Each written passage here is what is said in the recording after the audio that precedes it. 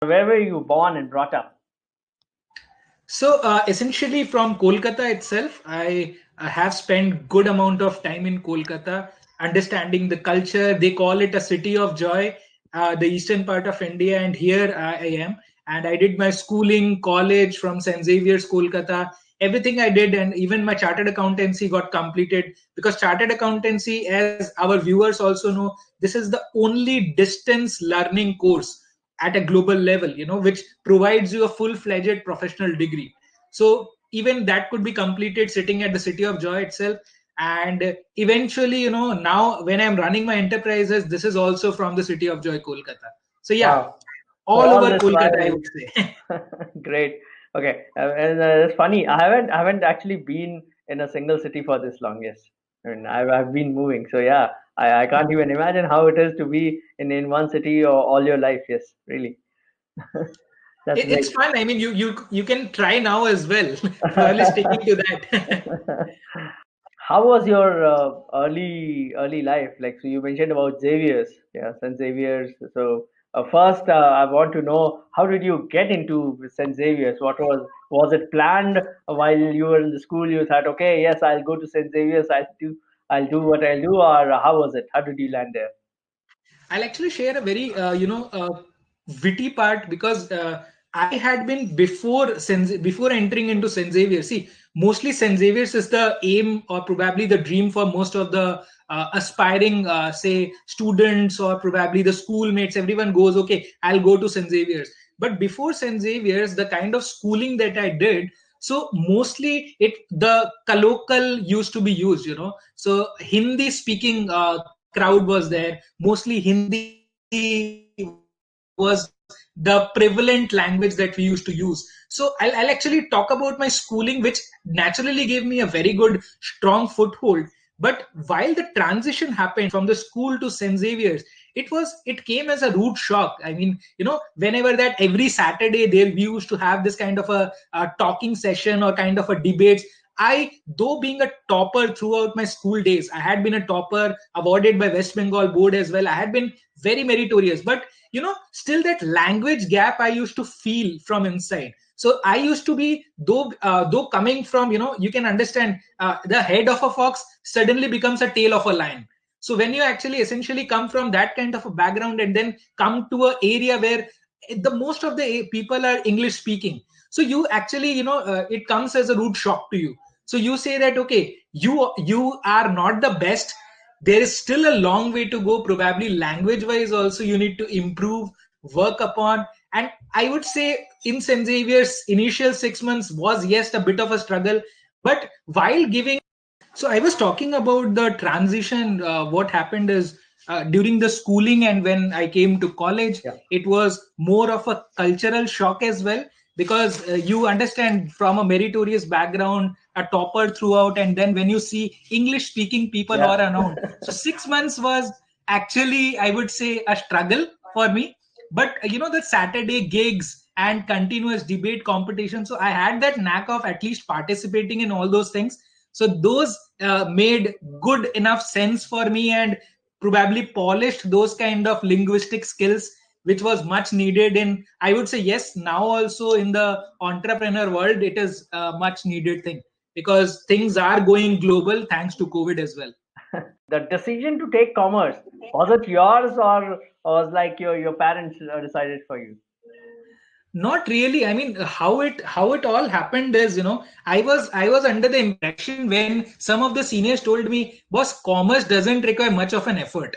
So you can you can understand a person who had been like struggling up till 12 to make a mark in top 3.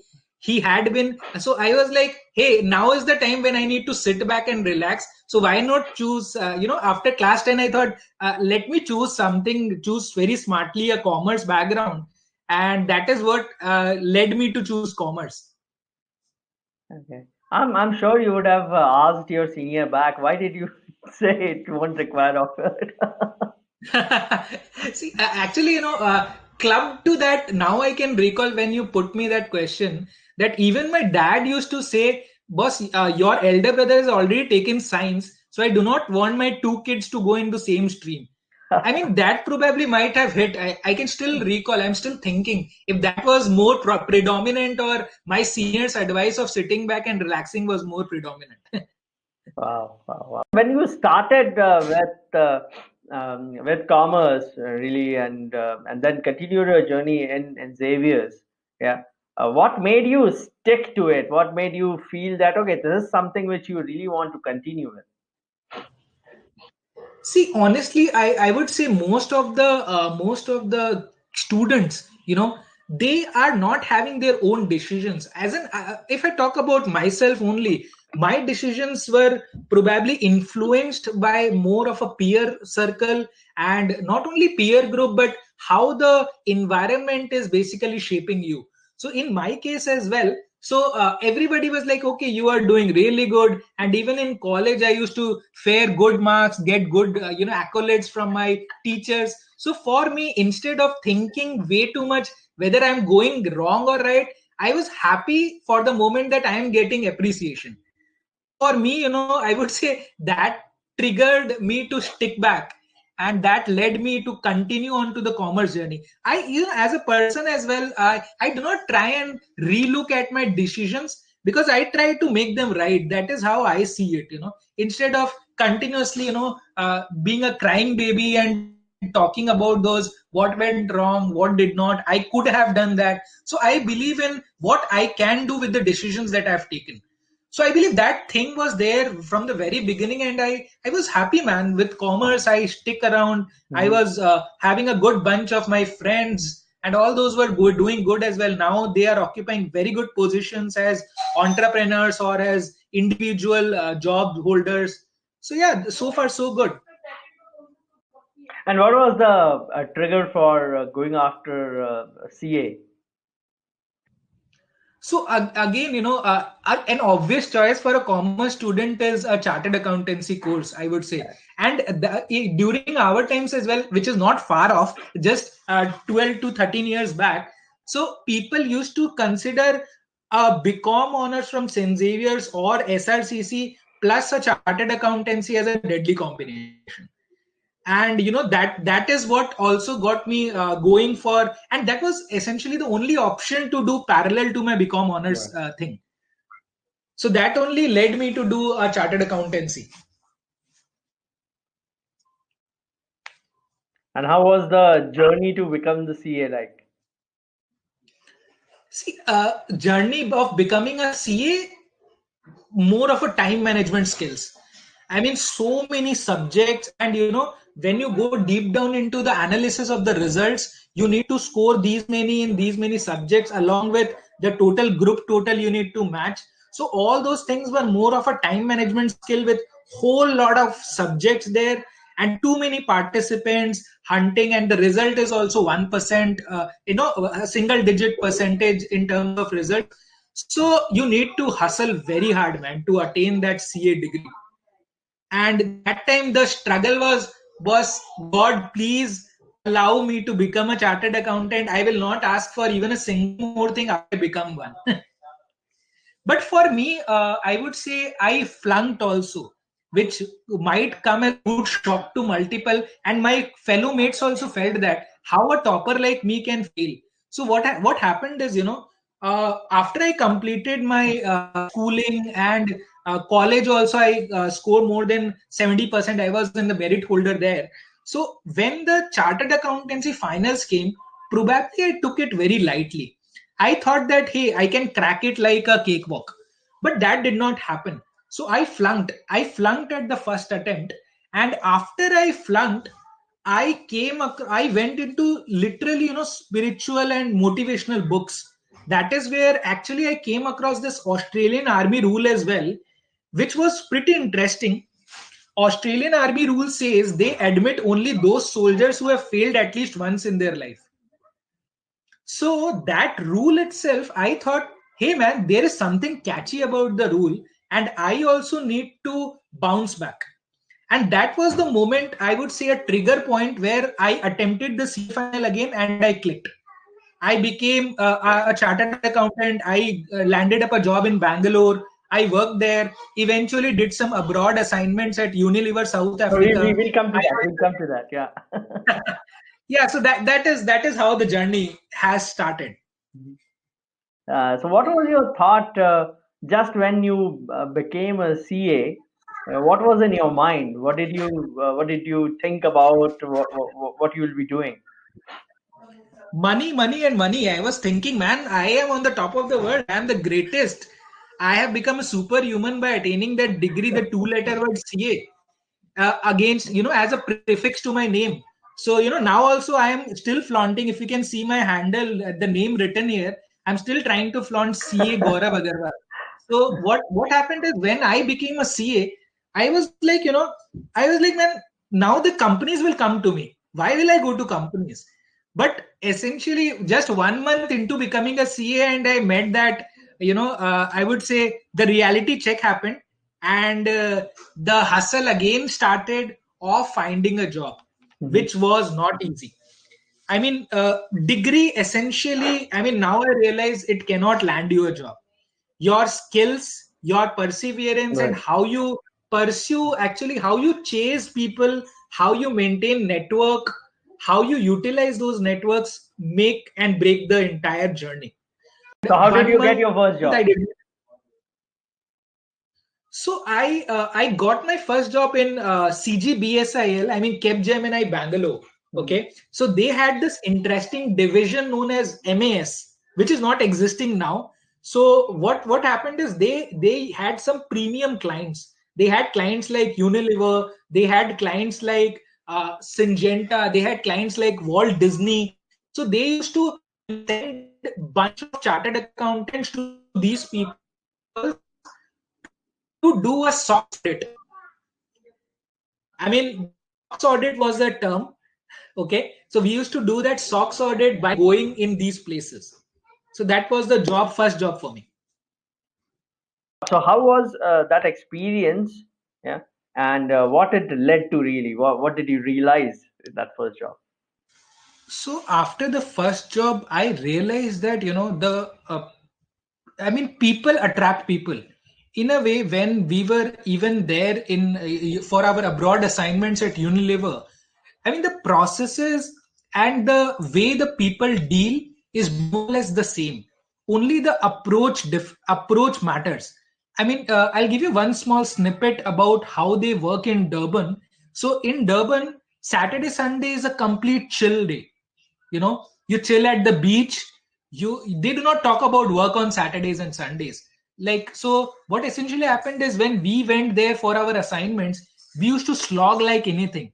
But once, they are early risers, they start their day at 8, and when 5 means 5, they leave at 5. I mean, any work and any kind of a thing, they do not bother about it. And one more very important thing that I realized, the owners do not act as owners. The process owners or the company owners, you might not even realize that this fellow is actually the CEO or the CFO of the entity. Not because of the attitude, one, that is there certainly. Second is, I mean, they just care about their activities, whether that is complete or not. So one fine day, when 3 days the CFO was not present to meet us, on the fourth day, actually he was on holiday. So on the fourth day when he returned, we went to his desk to have some kind of a discussion, because we were into audits, right? So when we went up to the desk, he was not there. Then when we inquired about it, he was actually sitting in the cafeteria of that particular entity. So that culture which is now coming, the culture of working probably from different places, working from home, or the deliverables, the emphasis is not on the presence on the desk. The emphasis is on the deliverables. Boss, you need to get the work done. Right. That's about it. We were talking about our learnings from there. These are the two prima facie learnings from the company or the entity where we met actually the process owners, who were not being treated. They were treated, but they did not used to show or throw tantrums like one. And then after that first job, you straight away started up, right? So I worked there. I worked in the company for, I would say, close to about 7 months. Calcutta, I had to return because my family was here, right? So my elder brother was also not there with my parents. So that was more of an emotional call wherein I had to sort of return to Kolkata. And again, I restarted my journey of job hunting. So after coming to Calcutta, the obvious decision was again to get back to job. Entrepreneurship was not actually on the cards at that time, though at the back of mind I used to always feel that, hey, I need to become a businessman. But when I was hunting for a job, I met a consultant who asked me to deposit 13,500 bucks. So I deposited 13,500 rupees, and after the deposit the person fled. So Oh, wow. later on, yeah. So later on, I got to realize that this kind of a cyber crime is very, very common. Wherein people ask that, okay, they insure you or assure you for an MNC interview against a sum of money, and they do not end up doing that. So when I did a thorough R&D, I realized that this is a very big gap in the market. That the vetted kind of a service provider, the job consultancies are very much there. There are multiple job consultancies.